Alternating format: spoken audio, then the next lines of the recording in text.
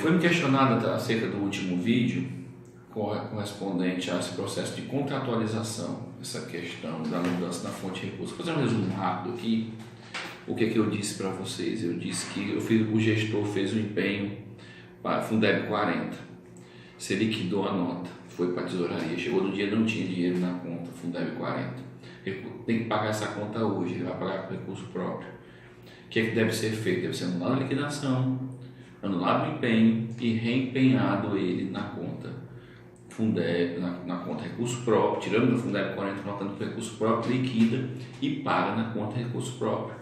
O gestor planejou que ia pagar com recurso do FNDE, chegou na hora de pagar, vai pagar com recurso do Fundeb, tem que anular tudo e sempre reempenhar na fonte correta, porque a fonte de recurso está atrelada ao recebimento do dinheiro, ao recebimento da verba pública. Então, se eu recebi recurso do Fundeb, ele vai ser Fundeb 40. Então, eu só poderia pagar um empenho feito por Fundeb 40 naquela conta bancária do Fundeb, não poderia pagar em outra. O que eu tratei com vocês em resumo é esse fato que eu estou vendo isso acontecendo. A pessoa empenha Fundeb, liquida no Fundeb 40, quando vai pagar com recurso da educação, não altera, paga direto e assim deixa. E no momento que é oferido o balanço financeiro, esse balanço fica todo furado.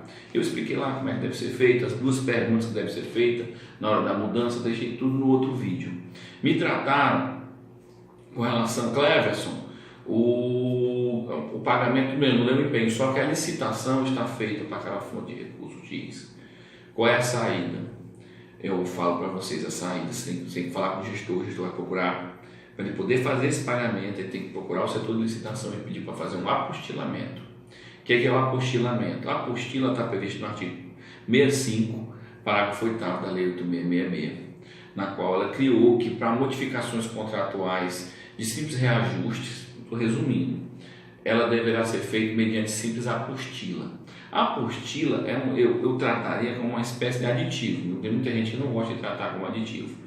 Ela é uma modificação contratual que não vai inferir nem valores, nem prazo, certo? Nem modificações no contexto da licitação, correto? Ele é apenas uma modificação de um item dentro do contrato que está ocorrendo. Dá um exemplo aqui para poder facilitar. Vou comprar computadores, aí eu coloquei sem querer no elemento 33, 90, 30. A licitação ocorreu, uma determinada empresa ganhou, certo? Aí depois eu vi, vixe, eu coloquei a dotação errada naquele certame licitatório.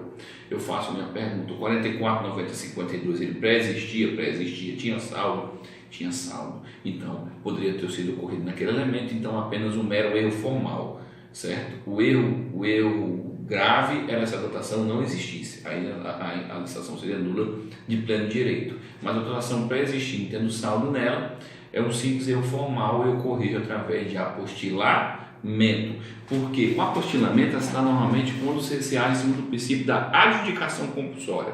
O princípio da adjudicação compulsória diz o seguinte: o que é do homem, um bicho não come.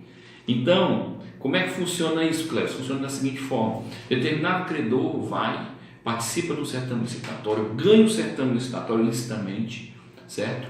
Participou, ofereceu o menor preço, trouxe a documentação, está tudo direitinho, e ao final do processo, depois do processo, nós vemos que tinha um erro formal dentro do processo, que não feriu o caráter competitivo do certame. Se não feriu o caráter competitivo do certame, então a gente pode fazer mediante apostilamento. O que a gente não pode apostilar? Quando é feita a compra por uma secretaria, eu quero fazer um apostilamento para botar outra dotação de outra secretaria, aí não pode, só dentro do mesmo órgão.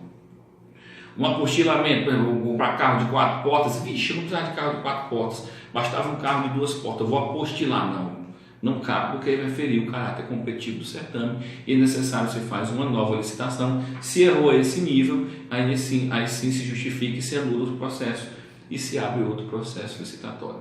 Mas vamos lá, o que é que ocorreu? Eu fiz um empenho para pagar com recurso do Fundeb, comprar determinado bem, comprar computadores. Então o empenho foi feita a licitação, vinculou a fonte de recurso, Fundeb, foi feito o empenho, foi feita a liquidação, forneceu o bem. Na hora de pagar, eu não tenho recurso na conta do Fundeb, eu tenho recurso na conta salário e educação. Pode comprar computador para educação, com recurso salário e educação total, pode comprar. Então, eu faço a anulação da liquidação, faço a anulação do empenho e faço peço para o gestor para se dirigir ao setor de licitação, ao setor de contratos, ou ao setor de contratos, e pedir para fazer um apostilamento nesse contrato. Então, uma vez feito esse apostilamento, colocando a dotação, a fonte de recurso correta, só o gestor assina apostilamento, não precisa credor assinar, certo? Então, aí é feito um novo empenho, uma nova liquidação e o pagamento na conta do salário, educação, vinculando a fonte de recurso correta. Então, o apostilamento é o questionamento, se houver erro na licitação, o correto é fazer o apostilamento para poder fazer essa correção na fonte de recurso vinculada ao empenho. Outra questão que eu quero tratar aqui só para terminar. Tratei dos históricos das anulações. Pessoal, pelo amor de Deus, não vou colocar anulação de empenho só, anulação de empenho, ponto, anulação de liquidação, ponto. Vou dar um exemplo. Eu vou anular a liquidação. Anulação de liquidação para correção da fonte de recurso e relançamento nesta data. Anulação de empenho para correção da fonte de recurso e relançamento nesta data. Vou relançar o empenho. Relançamento da nota de empenho número tal, estornado nesta data, para correção da fonte de recurso, destinado a 2 pontos do taco histórico do empenho. Para a pessoa que está lendo saber quanto foi destinado aquele empenho.